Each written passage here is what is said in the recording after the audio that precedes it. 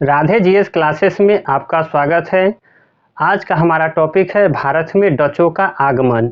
इस क्लास में हम लोग जानेंगे कि भारत में डचों का आगमन कब हुआ, ये डच भारत में अपनी कोठी कहाँ स्थापित किया और ये डच कौन था, अर्थात डच किसे कहा जाता था।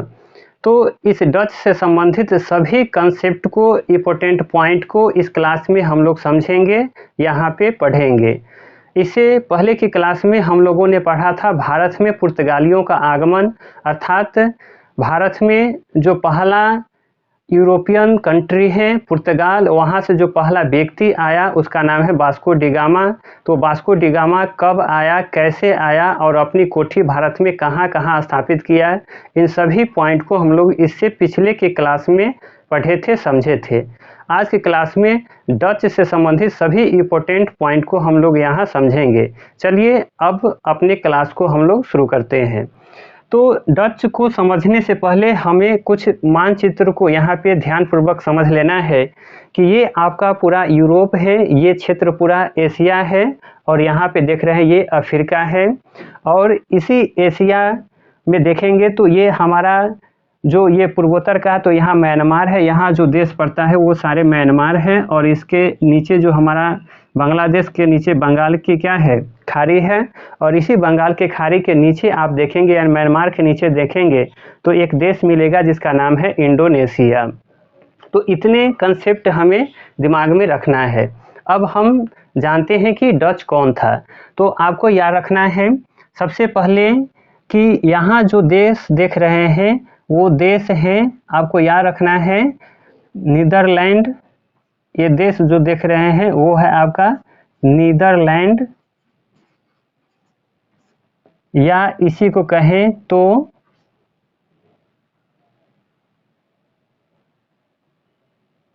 हॉलैंड, इसी को कहे तो हॉलैंड, इसी को कहेंगे तो क्या हो जाएगा, हॉलैंड हो जाएगा। इसी को कह लेंगे हम लोग हॉलैंड। अब यही नीदरलैंड या हॉलैंड के जो वासी थे उन्हीं को कहा गया डच, उन्हीं को क्या कहा गया, तो डच। तो पहला यहाँ पे आपका कंसेप्ट क्लियर हो जाना चाहिए कि डच कौन था। तो हमें समझना है कि जो नीदरलैंड है या इसी को कह लेंगे हॉलैंड या हॉलैंड, तो नीदरलैंड या हॉलैंड को ही क्या कहा गया, डच, यानी यहीं के निवासी को कहा गया डच। तो यहाँ पहला कंसेप्ट आपका क्लियर हो गया कि डच कौन था। तो नीदरलैंड या हॉलैंड के जो निवासी थे उन्हीं को डच कहा गया। और ये जो देश है वो कौन है, नीदरलैंड है। इस नीदरलैंड की राजधानी अगर हम बात कर लें तो इसकी राजधानी है एम्स्टर्डम, एम्स्टर्डम। इस नीदरलैंड की राजधानी कहाँ है, तो याद रखना है एम्स्टर्डम। अब हमें ये जान लेना है कि आप पढ़ चुके हैं कि भारत में इस यूरोप से पहला जो व्यापारी आया था वो वास्को डी गामा आया था। और वो कहाँ से आया था, तो पुर्तगाल का, यानी कि वास्को डी गामा कहाँ का नागरिक था, तो पुर्तगाल का था, जो भारत सर्वप्रथम पहुंचा था, व्यापार प्रारंभ किया था। इसके बाद यूरोपियनों का भारत में आगमन प्रारंभ हो जाता है। तो दूसरा आप देख रहे हैं कि किसके बारे में हम पढ़ रहे हैं, तो दूसरा है आपका डच। तो हम लोग अब यहाँ पे एक कंसेप्ट को समझ ले, आपसे क्वेश्चन पूछ लिया जाता है कि भारत में यूरोपीय कंपनियों का आगमन, अर्थात इस यूरोप से यहाँ भारत जो समुद्र मार्ग से व्यापार करने के लिए व्यापारी आए थे, उस व्यापारियों का क्रम पूछ लिया जाता है कि किसके बाद क्रमतः कौन व्यापारी भारत आया था। तो हम लोग इसके बारे में जानेंगे। दूसरा क्वेश्चन पूछ लिया जाता है कि जितने भी ये देश हैं यहाँ व्यापार शुरू करेगा तो सब अपनी अपनी कंपनी बना के यहाँ भेजेगा या कंपनी बनाएगा। तो दूसरा क्वेश्चन पूछा जाता है कि भारत में, यानी सीधा पूछा जाता है कंपनियों की स्थापना का क्रम, यानी कि पहली कंपनी कौन बनी, फिर उसके बाद कौन, फिर उसके बाद कौन, यानी किस देश के, फिर किस देश के। तो यहाँ दो कंसेप्ट है। अब चलिए हम लोग इस कंसेप्ट को पहले क्लियर कर लेते हैं।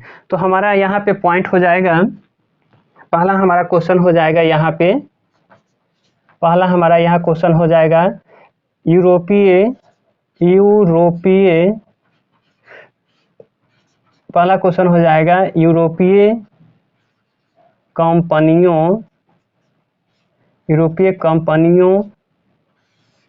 का आगमन, यूरोपीय कंपनियों का आगमन, ये हमारा पहला क्वेश्चन हो जाएगा। तो ये क्वेश्चन हमारा हो गया। अब हम लोग इसमें जानते हैं कि पहला यूरोपीय कंपनी कौन था जो भारत आया था। तो पहले नंबर का आया था, उसका नाम है, आप पढ़ चुके हैं, वो है आपका पुर्तगाल। पहला जो देश है वो पुर्तगाल आया था भारत। कब आया था? तो 1498 में भारत आया था। दूसरा जो आने वाला व्यापारी है, यानी दूसरा जो कंट्री है वो आपका हो जाएगा यहाँ पे डच। वो कौन है? तो डच। और ये डच कब आया? तो 1600, आपको यह रखना है 2। फिर तीसरे नंबर का जो व्यापारी यहाँ आता है उसका नाम क्या है? तो आपको यह रखना है अंग्रेज। उसका नाम क्या है? तो उसका नाम है अंग्रेज। ये कब आया? तो यह रखना है 1600 में आया। सॉरी, ये जो यहाँ लिखा हुआ है तो यहाँ पे यह रखना है 1595, या इसी को लिख लेंगे आप 96। कहीं कहीं 95 मिलेगा और कहीं कहीं आपको 96 भी मिलेगा। तो कंसेप्ट याद रखना है। अब चौथे नंबर का जो आएगा यहाँ देश, उसका नाम हो जाएगा आपका फ्रांस। चौथे नंबर का कौन आया था? फ्रांस। तो कब आया था? तो यह रखना है 1664 में। ये भारत में यूरोपीय कंपनियों का आगमन का क्रम है। आगमन, इसमें लिख लेते हैं क्रम। आगमन का क्या हो जाएगा? क्रम। तो पहले नंबर का कौन है? पुर्तगाली है जो 1498 में आया। दूसरा है डच, 1595 में भारत आया। तीसरा है अंग्रेज 1600 में, और चौथा नंबर पे है फ्रांस जो 1664 में। अब इसके बाद हम लोग जानते हैं, इसके बाद हम लोग देख लेते हैं कि भारत में इन कंपनियों की स्थापना। तो सीधा हम लोग यहाँ हेडिंग बना लेंगे, कंपनियों की स्थापना। कंपनियों की स्थापना, इस यहाँ पे हो जाएगा क्रम, कंपनियों की स्थापना का क्रम। तो हम लोग जान लेंगे क्रम में पहला कौन हो जाएगा, ये आपका हेडिंग हो जाएगा। और यहाँ पे क्रम में पहला कौन हो जाएगा? तो याद रखना है यहाँ भी आपका पुर्तगाली ही होगा। पुर्तगाली कंपनी बनी थी। कब? तो आपको ये रखना है 1498 में। दूसरी जो कंपनी बनी थी वो यहाँ पे अब यह रखना है अंग्रेज। दूसरी जो कंपनी बनी थी वो कौन सी कंपनी बनी थी? अंग्रेज। कब? तो यह रखना है 1600 में। तीसरी जो कंपनी बनी थी यानी स्थापित हुई थी तीसरी, उसका नाम है डच। तीसरी जो कंपनी बनी उसका नाम है आपका डच, वो कब? 1602। और चौथी जो कंपनी बनी वो है आपका फ्रांस, फ्रांसीसी कंपनी है, और वो कब बनी? तो 1664। अब आपको यहाँ पे कंसेप्ट याद क्या रखना है कि कंपनियों के आगमन का क्रम पूछे, यानी कि आया कब, तो उसका यहाँ पे दिया हुआ है आगमन का क्रम है ये। लेकिन ये यहाँ पे जो दिया हुआ है वो कंपनियों के स्थापना का क्रम है, ये आपको याद रखना है। ये यहाँ काफ़ी फोर्स करके आपको याद रखना है, ये आगमन का क्रम है, बल्कि यहाँ पे क्या है? तो ये स्थापना का क्रम है। ये क्या हो जाएगा आपका? तो ये स्थापना का क्रम है।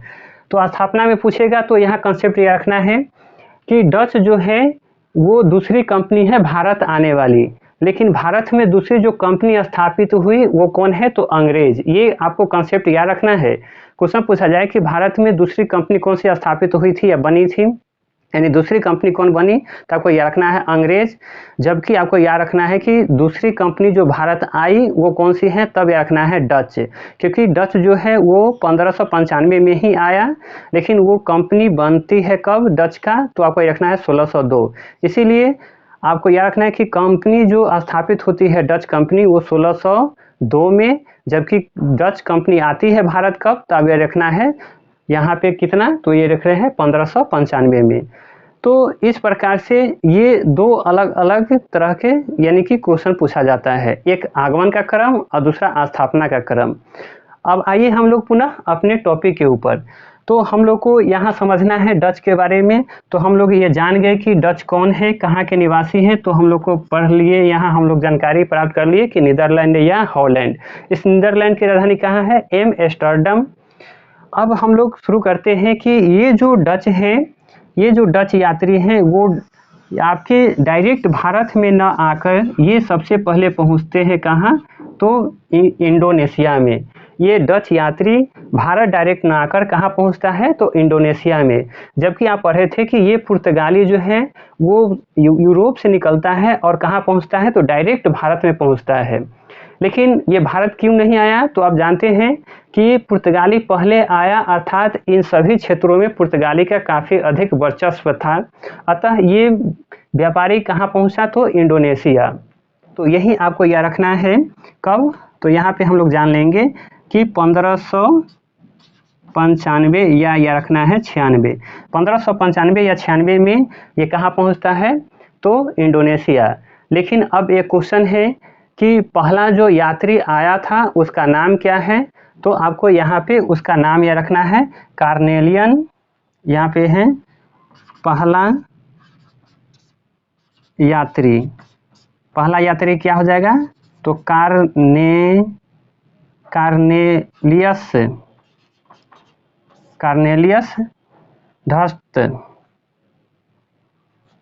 ढहस्तमान। कार्नेलियन या रखना है कार्नेलियन ढहस्तमान, या इसी को बोला गया हॉटमैन।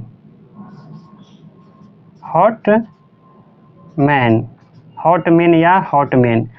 आपसे क्वेश्चन पूछा जाएगा कि पहला डच यात्री, यानी पहला यात्री कौन हुआ, तो कार्नेलियन ढहस्तमान, इसी को बोला गया है हॉटमैन।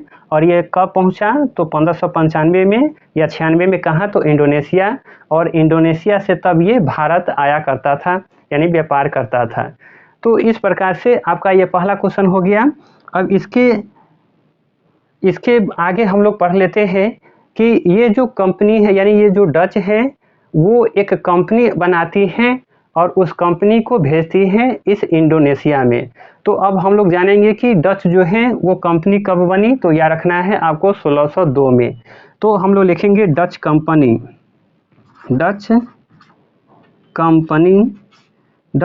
कंपनी बनी, तो याद रखना है कब, तो 1602 में। और उस कंपनी का नाम क्या था, तो याद रखना है उस कंपनी का नाम है वेरिंगदे ओस्ट इंडिस। बेरिंगदे ओस्ट इंडिस, इसी को कहा जाता है शॉर्ट में VOC। ये आपको याद रखना है, बेरिंगदे ओस्ट इंडिस। और इसी को कहा गया यूनाइटेड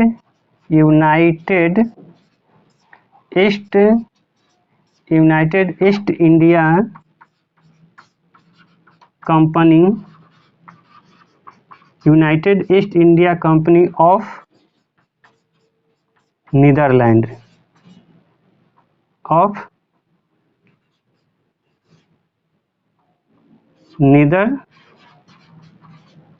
नीदरलैंड।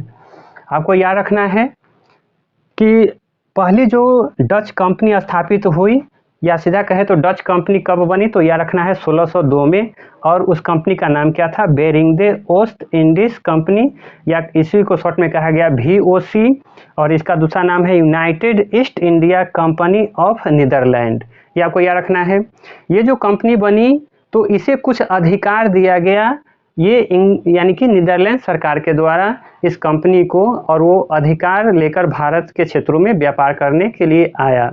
तो अब हमें कुछ कंसेप्ट याद रखना है कि इस डच कंपनी को कौन कौन से अधिकार प्राप्त थे। तो हम लोग को यहाँ जानना है अधिकार, हम लोग को याद रखना है अधिकार। तो इसे अधिकार मिला था सैन्य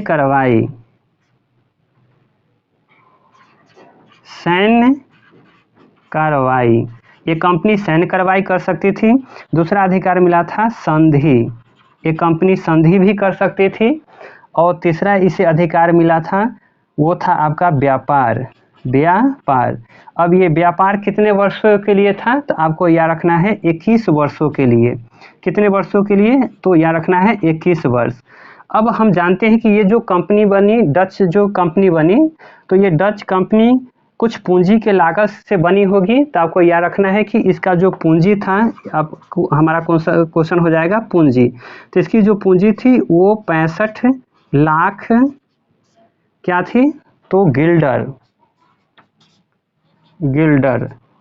65 लाख क्या थी, तो आपको याद रखना है गिल्डर। तो कंपनी जो बनी कितनी पूंजी से बनी थी, तो आपको याद रखना है 65 लाख क्या होगा, गिल्डर क्या हो गया, तो वहाँ का मुद्रा हो गया। तो 65 लाख गिल्डर की राशि से ये डच कंपनी बनती है 1602 में, और इसे कुछ अधिकार प्राप्त था। अब हम जानते हैं कि ये जो कंपनी थी पूर्णतः व्यापारिक कंपनी थी। आपसे क्वेश्चन पूछा जाए कि इनमें से, ये सारे यूरोपियन कंपनी का नाम रहेगा, उनमें से दिया हुआ रहेगा कि इनमें से कौन सी पूर्णतः व्यापारिक कंपनी थी, तो आपको यह रखना है कौन सी, तो आपको रखना है डच, यानी कि पूर्णतः व्यापारिक कंपनी, पूर्णतः व्यापारिक कंपनी, ये पूर्णतः व्यापारिक कंपनी थी। और आपको याद रखना है कि ये कंपनी जो है वो छोटे छोटे अन्य कंपनियों को भी शामिल की थी, और वो शेयर धारक के रूप में थी। तो क्वेश्चन पूछा जाता है कि ये कंपनी अपने शेयर धारकों को कितना शेयर देती थी, तो आपको याद रखना है कि शेयर ये शेयर देती थी कितना, तो 18%। तो इस प्रकार से हम लोग इस कंपनी के बारे में कुछ महत्वपूर्ण बिंदु को यहाँ समझ लिए। अब सारे कंटेंट को हम लोग इस क्वेश्चन आंसर के तौर पे यहाँ नोट डाउन करेंगे, और इसके बाद हम लोग पढ़ेंगे कि इस कंपनी के द्वारा भारत में कहाँ कहाँ अपनी कोठी स्थापित की गई। तो चलिए पहले ये सारे कंटेंट को हम लोग यहाँ पे नोट डाउन कर लेते हैं। तो पहला क्वेश्चन हो जाएगा हमारा, पहला क्वेश्चन हो जाएगा कि पहला डच यात्री, क्वेश्चन हो जाएगा पहला डच यात्री, पहला डच यात्री कौन था, तो यह रखना है कार्नेलियन, या लिखना है कार्नेलियन या कार्नेलिस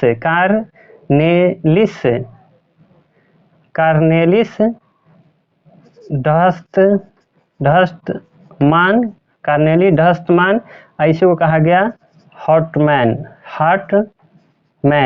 या हॉटमैन, इसे कहा गया हॉटमैन।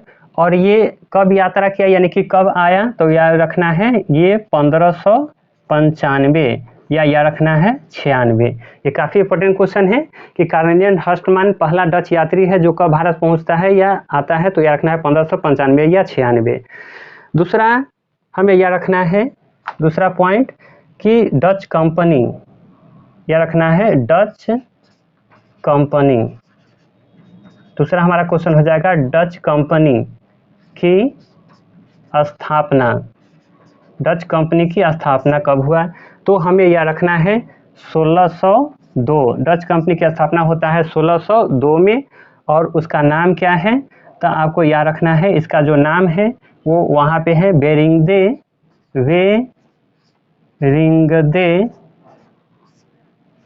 ओस्ट इंडिस, बेरिंगदे ओस्ट इंडिस, इसी को कहते हैं शॉर्ट में VOC। और इसका दूसरा नाम भी है, तो आपको ये रखना है यूनाइटेड ईस्ट, आपको यह रखना है यूनाइटेड क्या, तो United East India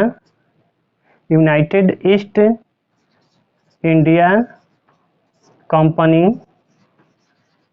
United East India Company of यह रखना है नीदरलैंड, ऑफ, यहाँ लिख लेते हैं of company of Netherland, United East India Company of Netherland, ये क्या थी, तो ये पहली कंपनी थी। ये कब यानी इस कंपनी की स्थापना कब हुई, तो 1602 में।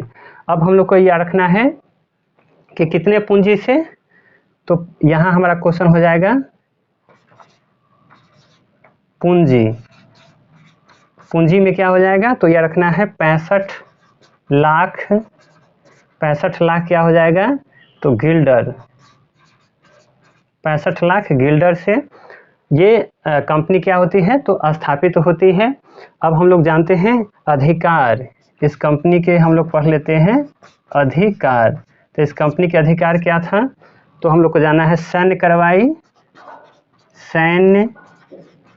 कार्रवाई, उसके बाद क्या हो जाएगा, तो याद रखना है संधि, यानी ये कंपनी सैन्य कार्रवाई कर सकती थी और ये संधि भी कर सकती थी। और तीसरा हो जाएगा वो है आपका व्यापार। तो व्यापार करने के लिए तो आयवे की थी, लेकिन आपको देखना व्यापार का अधिकार था। ये व्यापार कितने वर्षों के लिए, तो याद रखना है 21 वर्षों के लिए, 21 वर्षों के लिए। तो ये सारे कंटेंट हमारा यहाँ पे क्लियर हो गया। अब हम लोग जानते हैं कि यह कंपनी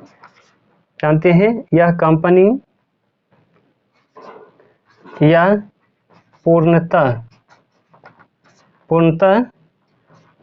व्यापारिक, यह कंपनी पूर्णतः व्यापारिक कंपनी था।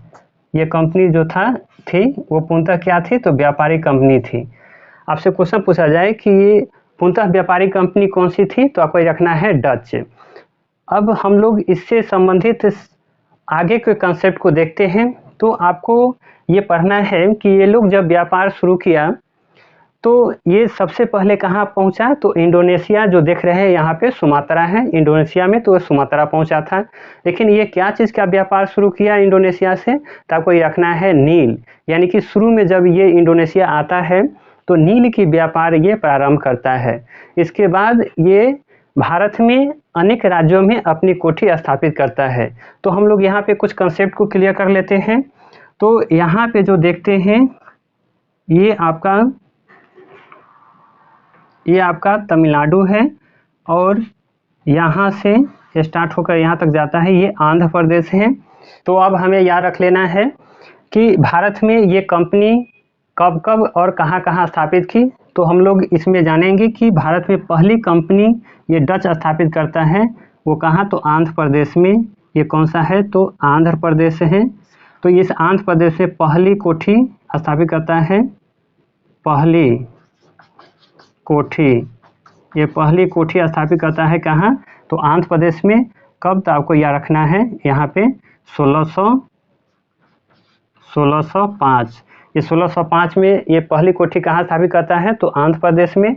दूसरी जो कोठी स्थापित करता है ये देश को यानी राज्य कौन सा है, तमिलनाडु। तो इसमें याद रखना है दूसरी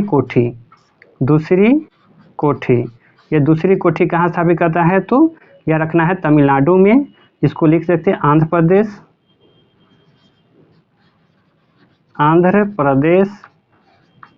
ये कौन हो जाएगा, तो आंध्र प्रदेश। और ये क्या है, तमिलनाडु। ये क्या हो जाएगा, तो तमिलनाडु। और ये दूसरी कोठी तमिलनाडु में कब खोला था, तो याद रखना है 1610।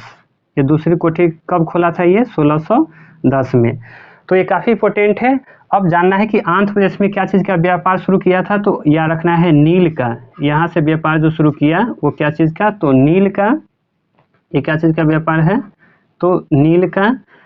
लेकिन आपको याद रखना है जो ये तमिलनाडु में व्यापार शुरू किया वो याद रखना है यहाँ पे वस्त्र। यहाँ पे तमिलनाडु में याद रखना है क्या क्या चीज़, तो ये रखना है वस्त्र। यहाँ पे हो जाएगा वस्त्र। फिर बारूद का कारखाना।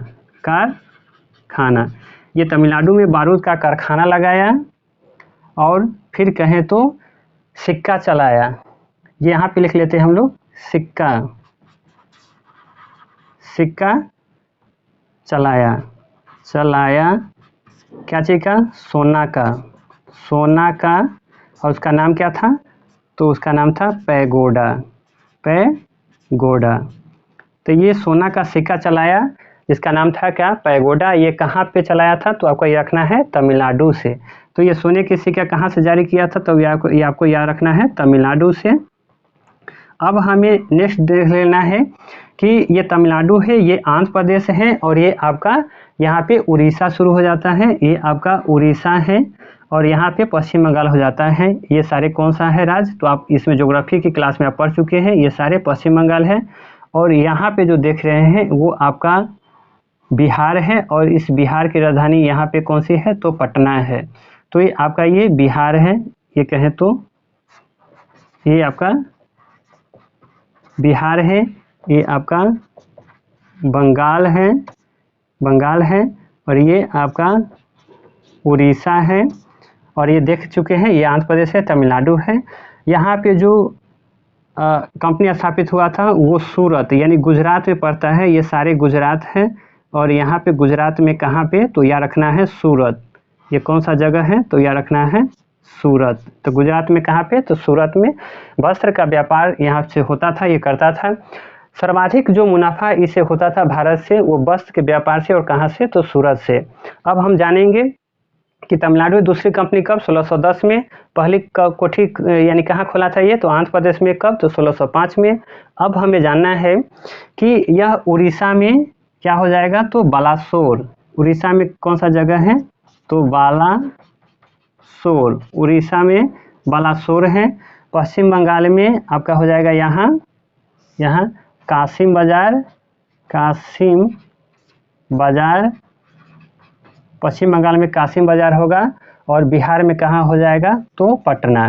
बिहार में क्या हो जाएगा, तो पटना। इन सभी जगह इन्होंने स्थापित किया कंपनी, यहाँ पे अपनी कोठी खोला, वो है आपका 1658 में। ये कंपनी कहाँ कब खोला था, तो 1658 में। ये भी हो जाएगा 1658, और ये बालासोर होगा, ये भी हो जाएगा आपको 1658। तो इस प्रकार से यह जो पटना दिया हुआ है, ये आपके बीपीएससी में क्वेश्चन पूछा जा चुका है। बीपीएससी में ये क्वेश्चन पूछा जा चुका है कि पटना में डचों के द्वारा अपनी कोठी कब स्थापित की गई थी, तो आपको याद रखना है 1658। ये काफ़ी इंपॉर्टेंट पॉइंट है, लेकिन आपको याद रखना है कि पहली कोठी पूछा जाए तो कहाँ है, तो याद रखना है आंध्र प्रदेश में। कब, तो 1605 में, और दूसरी तो तमिलनाडु 1610 में।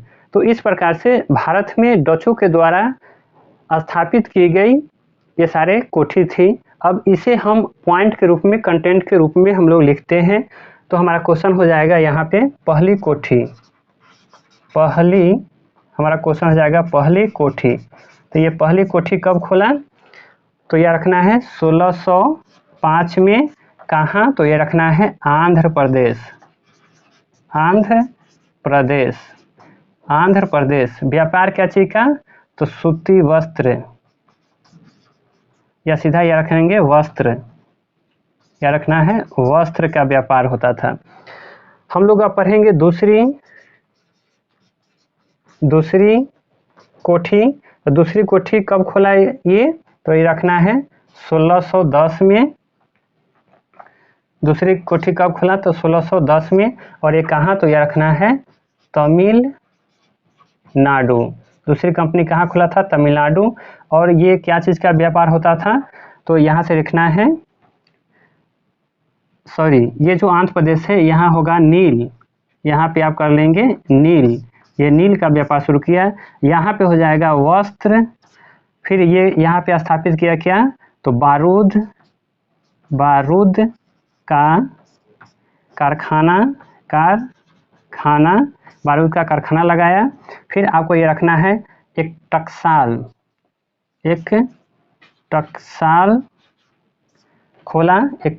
खोला, और यहाँ एक सिक्का चलाया, टकसाल खोला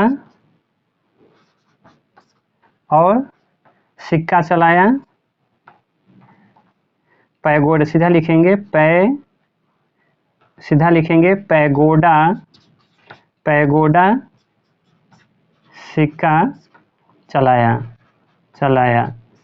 ये सारे क्वेश्चन हो गए। अब याद रखना है सिर्फ हमारा जगह होगा। तो यहाँ पे नेक्स्ट क्वेश्चन हो जाएगा, यहाँ पे हम लोग देखते चलेंगे। याद रखना है 1658 में कहाँ, तो ये रखना है पटना। उसके बाद यह रखना है कहाँ, तो बालासोर। फिर यह रखना है कौन सा, तो रखना है कासिम बाजार इत्यादि।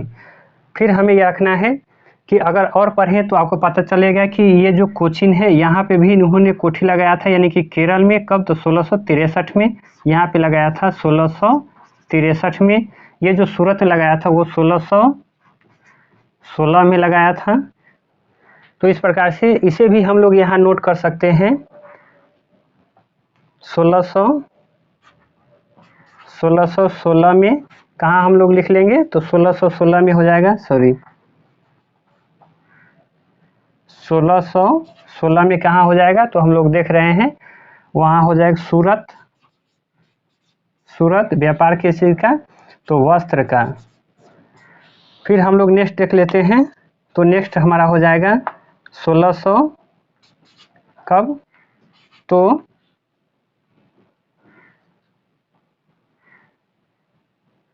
63। ये कहाँ होगा? तो आपको रखना है कोचीन। कोचीन। इस प्रकार से भारत में इस डचों के द्वारा स्थापित किए गए विभिन्न ये कंपनी हैं। अब हम लोग जानते हैं कि ये डच का पतन कैसे होता है।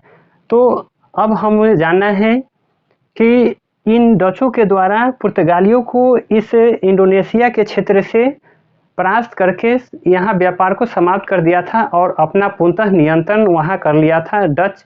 लेकिन डचों की प्रतिस्पर्धा जो है, कंपटीशन जो है, वो आप जानते हैं कि अंग्रेज से होता है और अंग्रेजों के द्वारा ये पराजित होते हैं और यहाँ से इनकी भी शक्ति समाप्त हो जाती है, अर्थात पतन हो जाता है। तो हमें याद रखना है एक लड़ाई, उसका नाम है बेदरा की लड़ाई। तो बेदरा की लड़ाई 1759 में अंग्रेज एवं डचों के बीच होती है। कहाँ? तो ये बंगाल में। और इस लड़ाई में ये डच हार जाते हैं और इसी हार से डचों का इन क्षेत्रों से पलायन होना शुरू हो जाता है और अंततः 1824 तक जाते जाते ये पूर्णतः यहाँ से वापस हो जाते हैं। तो इसी कंसेप्ट को हमें यहाँ पे जान लेना है। तो चलिए हम लोग देख लेते हैं कि पतन, हमारा क्वेश्चन हो जाएगा नेक्स्ट, वो हो जाएगा आपका पतन। पतन, तो पतन हम लोग पढ़ लेंगे कि पतन किस लड़ाई से हुआ था। तो हमें रखना है याद बेदरा। बेदरा की लड़ाई। बेदरा की लड़ाई कब हुआ था? तो ये रखना है 1759 में हुआ था। किसके बीच हुआ था? तो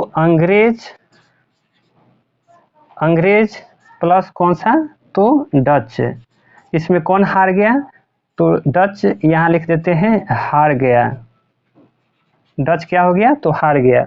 इसी हार से डचों का यहाँ से पलायन शुरू हो जाता है और हमें यह रखना है नेक्स्ट कि 1824 में 1824 में पूर्णतः 1824 में पूर्णतः वापसी। तो 1824 में पूर्णतः वापसी होती है किसकी? तो डचों का। तो इस प्रकार से आप डच से संबंधित सभी इम्पोर्टेंट कंसेप्ट को यहाँ पे आप समझ लिए, अर्थात जो कॉम्पिटिटिव एग्जाम के पॉइंट ऑफ व्यू से महत्वपूर्ण बिंदु है, उन सभी बिंदुओं को आपने यहाँ देखने का, समझने का काम किया है। अब हम मिलते हैं नेक्स्ट क्लास में और वहाँ पे हमारा टॉपिक होगा भारत में अंग्रेजों का आगमन। तो हम अब मिलते हैं नेक्स्ट क्लास में। आज इतना ही। जय हिंद।